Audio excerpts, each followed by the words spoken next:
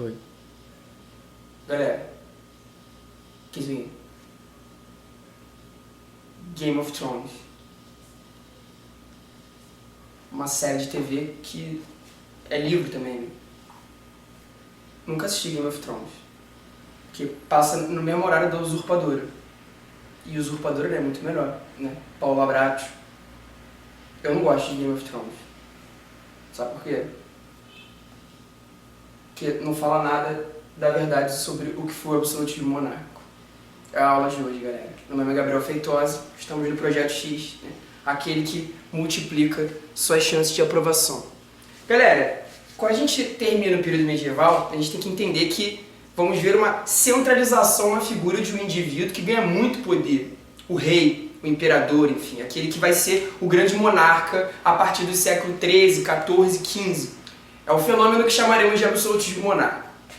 Esse é um período em que vamos observar três grupos que vão acabar ficando, orbitando, né, a figura do rei. A gente pode dizer, de certa forma, a nobreza, a igreja, né, representada pelo Papa, pelos seus bispos, o alto clero, e, em outra medida, essa nova classe que está emergindo, principalmente a partir da crise feudal, chamaremos de burguesia. Quando falamos de absolutismo, você tem que pegar a palavra pela raiz, né? Absolutismo te remete a um líder, a um indivíduo que tem um poder que é absoluto. Porém, mesmo tendo um poder absoluto, esse rei, esse novo líder, ele não governa sozinho. Essa é uma característica que você precisa observar. Quando analisamos o absolutismo, não significa que temos um rei, um líder que governa sozinho. Um líder que governa sozinho é um ditador. E ditadura é um tipo de governo bem diferente do absolutismo, de uma monarquia absolutista. Um rei, apesar de ter um poder absoluto, um poder que é incontestável de certa forma, ele precisa de outros grupos atuando ao seu redor.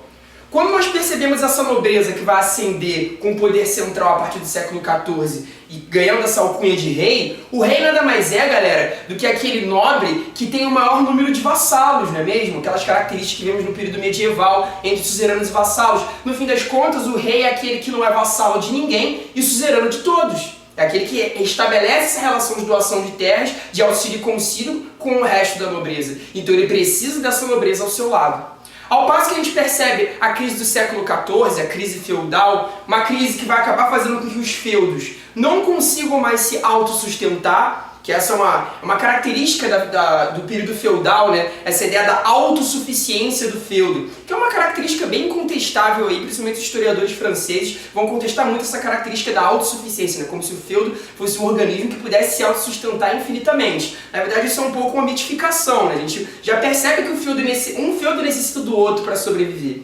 E essa necessidade de um feudo cada vez mais precisar de outro, isso vai ficar muito forte perto do século XIV. E a gente vai perceber como, chegando aí no limiar, na passagem do XIV para o XV, percebemos uma necessidade monetária, a necessidade da cunhagem de moedas. Isso também é uma característica que está muito atrelada à figura do rei.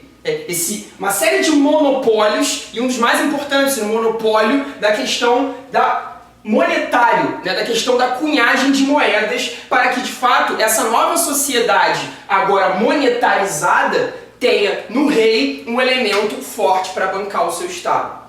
Uma outra característica desse monopólio, que vai ficar muito centrada na figura do rei, é a questão da formação dos exércitos nacionais.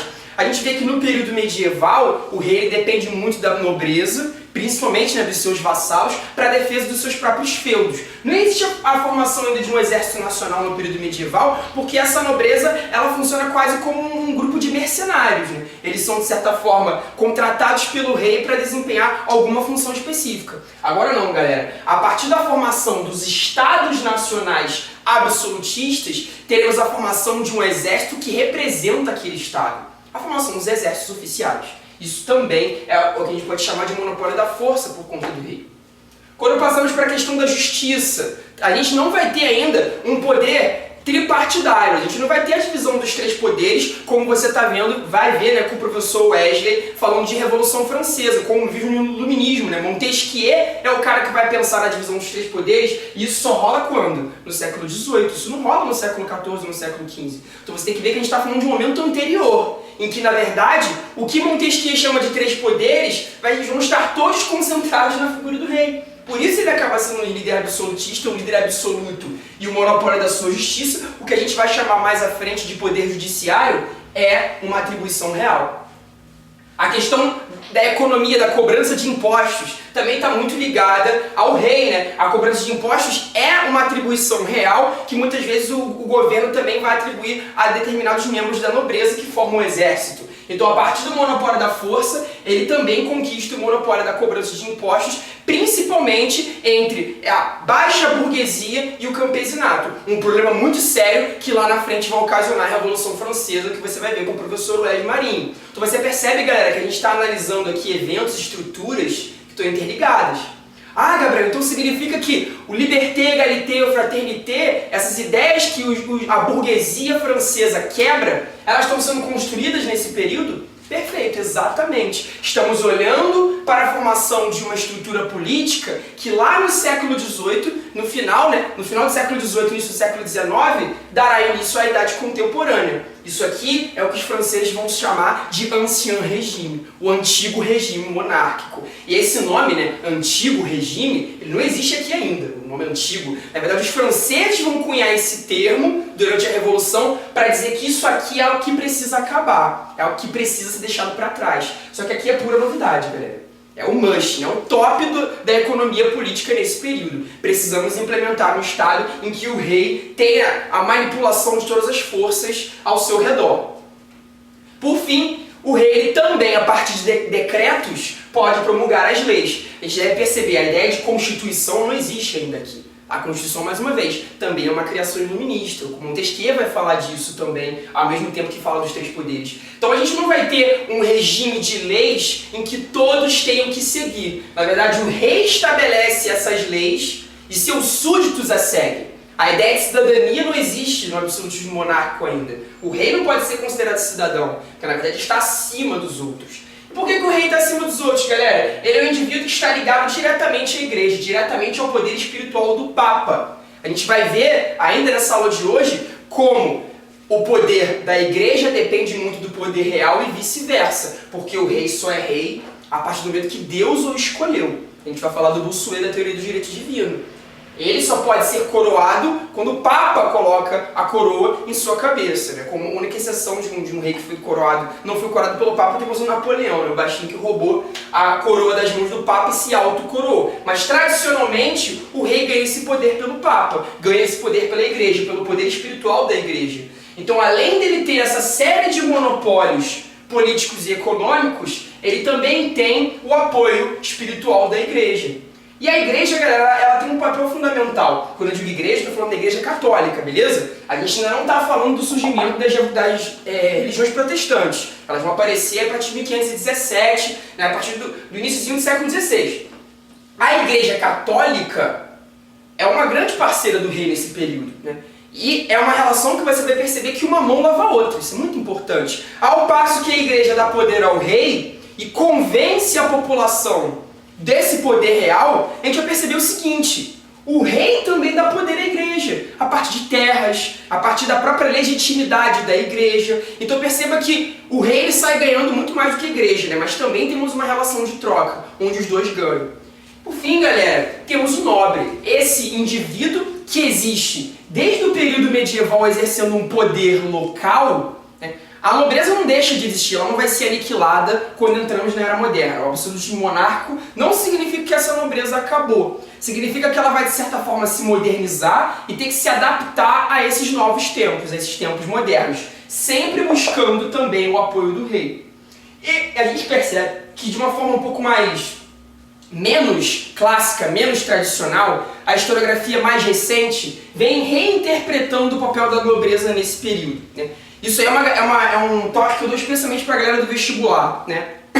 Quando estudamos o papel da nobreza entre as turmas militares, o ensino militar, das turmas militares, ele trabalha com uma historiografia mais clássica, uma historiografia um pouco mais antiga. Vai dizer o seguinte: o nobre, ele não cresce, ele não tem mobilidade social dentro dessa sociedade, tanto da sociedade medieval como da sociedade desse período. O nobre não ascende, não decai socialmente, é uma condição que ele adquire de berço.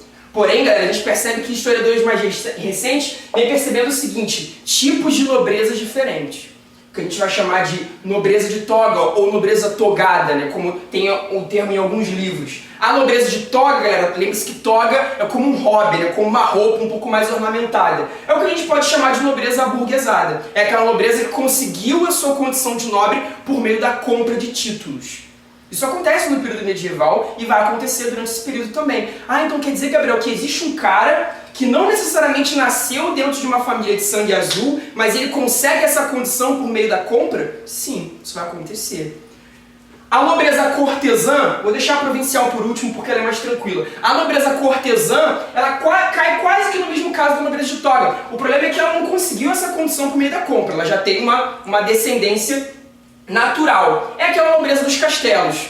O que nós chamamos de cortesãos, que a gente vai chamar de damas de companhia, pessoas que acompanhavam as rainhas, as princesas, aqueles que vão fazer a pequena corte que faz parte do castelo. Essa nobreza mais aristocrática, mais ligada ao rei.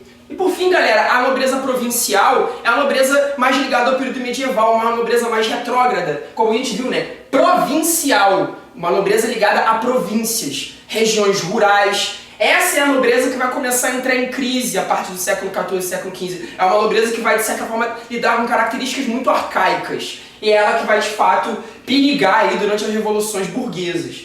A nobreza de toga, de certa forma, é aquela que continua subsistindo de uma determinada maneira. Então você percebe que existe uma heterogeneidade entre os nobres. Mas, de certa forma, todos eles, seja você um nobre togado, um nobre provincial ou um nobre cortesão, você precisa do rei para ter poder. Essa é a principal característica que a gente tem que analisar aqui, galera. Ao passo que a igreja dá poder espiritual, dá esse poder, né, esse poder de governo ao rei, a nobreza também dá proteção ao rei, porque ela tem o poder militar. Quando olhamos para o último grupo, o burguês, ele dá poder econômico.